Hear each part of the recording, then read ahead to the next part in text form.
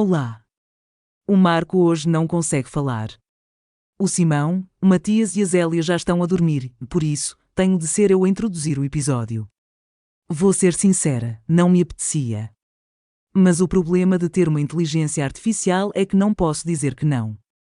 Dizer que não é, para já, um privilégio das inteligências feitas de carne e osso. O episódio é sobre bandeiras. Boa sorte! É um episódio antigo, claro.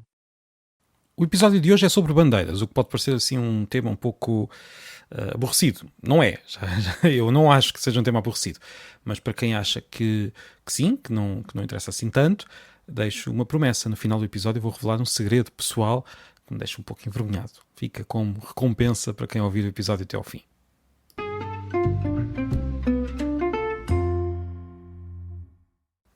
As bandeiras são o tema aborrecido por excelência. Não sei se todas as pessoas que me estão a ouvir conhecem a série A Teoria do Big Bang, que é sobre um grupo de físicos e sobre a Penny, a amiga que vive no mesmo andar. Foi uma das séries mais vistas nos Estados Unidos, durou mais de uma década e ainda hoje podemos encontrar por essa televisão fora. Havia por lá uma piada recorrente que aparecia em vários episódios. O Sheldon, que é o gênio científico desligado da vida real, tinha um programa de YouTube sobre bandeiras. A piada era clara. Só mesmo uma pessoa como o Sheldon para achar que o tema bandeiras é interessante. Olha, eu confesso, eu acho o tema interessante e não sou propriamente um Sheldon. Acho eu, se calhar até sou. Se calhar os meus amigos todos à minha volta acham que eu sou uma espécie de Sheldon, sem a parte de ser um gênio da física. Mas na verdade o tema é mais interessante do que parece. As bandeiras, se vimos bem, simbolizam a ideia, as bandeiras que nós vemos nos Jogos Olímpicos, nos Jogos de Futebol, nas escolas, à frente de todos os edifícios públicos que todos os países têm, elas simbolizam a ideia política que teve mais sucesso desde sempre, provavelmente, o nacionalismo. O que eu quero dizer com o nacionalismo, neste caso, o nacionalismo é uma palavra perigosa que quer dizer muitas coisas. Neste caso, o que eu quero dizer é a ideia de que a Terra se divide em Estados e que esses Estados devem corresponder a nações. E esta ideia ganhou em toda a linha nos últimos 2 séculos. E é uma ideia bastante recente. Ganhou a ideia, não quer dizer que todos os Estados atuais correspondam a nações. Agora, há esta ideia muito, muito forte de que cada Estado deve ser uma nação e que cada nação deve ter um Estado. É por causa dessa ideia ser tão forte e aparentemente tão natural, apesar de ser tão recente, que, por exemplo, muitos espanhóis ficam horrorizados se algum catalão disser que a Catalunha é uma nação. O espanhol diz logo, claro que não é, a nação é Espanha, e se a Catalunha não é independente, então não é uma nação, ponto final. E ao mesmo tempo, muitos catalães que consideram a Catalunha nação, automaticamente consideram que, por ser uma nação, terá direito à independência. É daqui que veio o conflito. É desta ideia de que a cada Estado corresponde a uma nação e a cada nação um Estado. E por isso, se consideramos que existe uma determinada nação, essa nação deverá ter um Estado, e se existe um Estado determinado, esse Estado corresponde a uma nação. É uma ideia muito recente, até ali finais do século XVIII, até a Revolução Francesa, até a Revolução Americana. A palavra nação não queria dizer uma entidade política, era apenas uma descrição de um grupo de pessoas com características comuns. Aliás, falámos disto na semana passada naquela breve história da ignorância, se não estou em erro. Depois, com vários desenvolvimentos políticos muito acelerados, criou-se esta ideia de que as nações são a unidade política por excelência. E hoje o mundo divide-se mesmo em Estados que se veem quase todos como nações. E por isso têm bandeiras, todos os Estados da Terra têm bandeiras, têm hinos, emitem passaportes. Muitos deles escolhem uma língua nacional e aqui temos muitos conflitos e há muita coisa interessante para dizer. Mas a verdade é que temos esta espécie de conjunto de símbolos que muito padronizados, bandeira, hino, capital, um mapa muito bem definido que nós vemos, e a língua em muitos casos, e tudo isto parece natural, parece que vem de sempre, que sempre houve países com bandeiras e passaportes, e no entanto é tudo muito recente. Os passaportes, os hinos, as bandeiras, é tudo dos últimos 2 séculos. De todos estes símbolos, as bandeiras são o símbolo mais visível. Não há, de facto, como disse, Estados sem bandeira. E nós achamos isto tão natural, embora, na verdade, mais uma vez, seja tão recente, que até atiramos a ideia para o passado.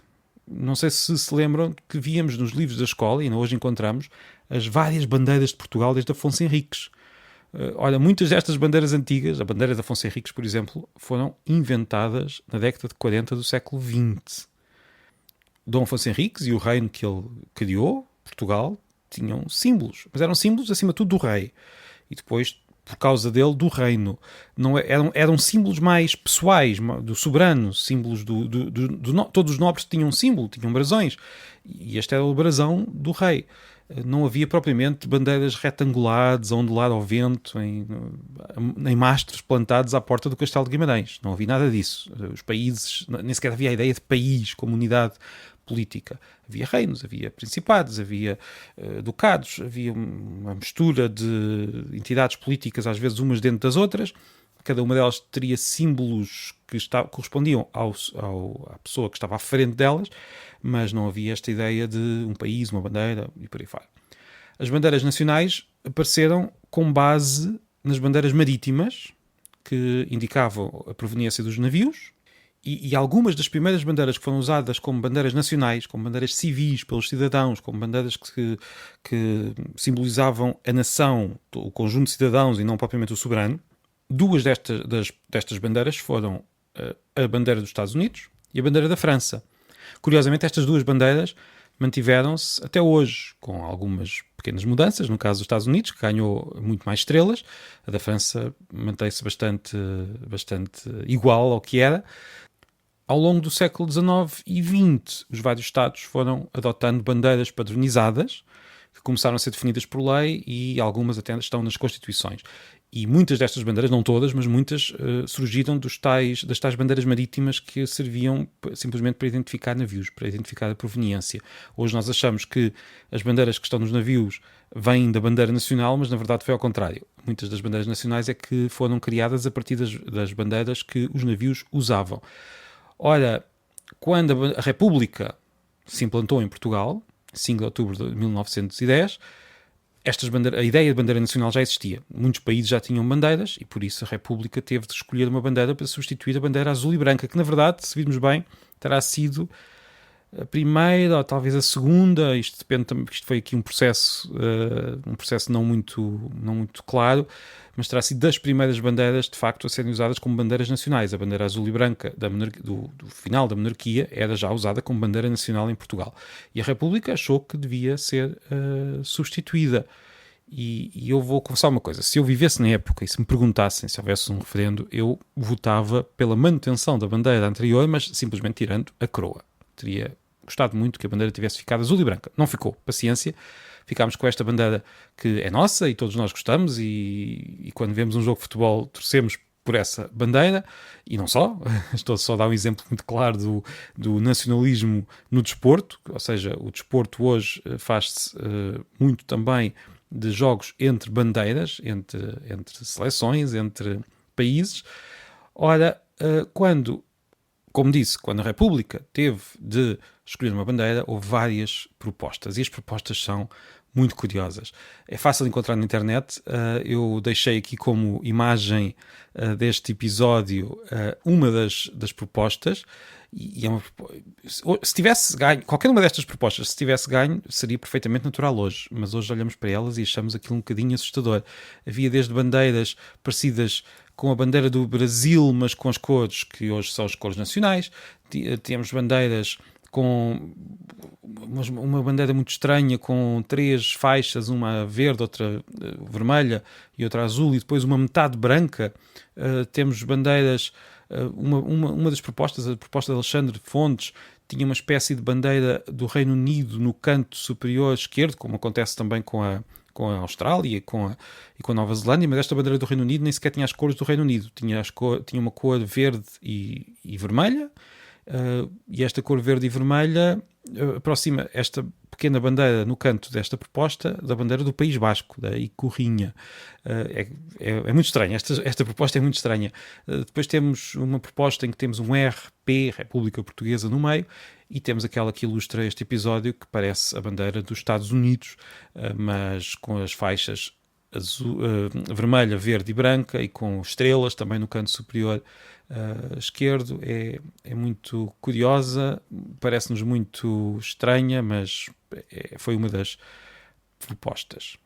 O facto desta proposta ser baseada na bandeira dos Estados Unidos é relativamente natural, porque foi uma das primeiras bandeiras civis, como disse, e além disso foi também uma das primeiras repúblicas com um presidente. A ideia de presidente, aliás, foi a primeira república com um presidente, com este nome para o título de chefe de Estado. Tinha havido repúblicas anteriores, a começar pela República Romana, e não só, mas uma república que tem um presidente à frente, foram os Estados Unidos o primeiro país a ter esta designação. Ora, estamos na pilha de livros e por isso convém falar de um livro. E eu li há uns tempos um livro chamado Worth Dying For, de Tim Marshall. A tradução do título seria algo como Algo por que vale a pena dar a vida.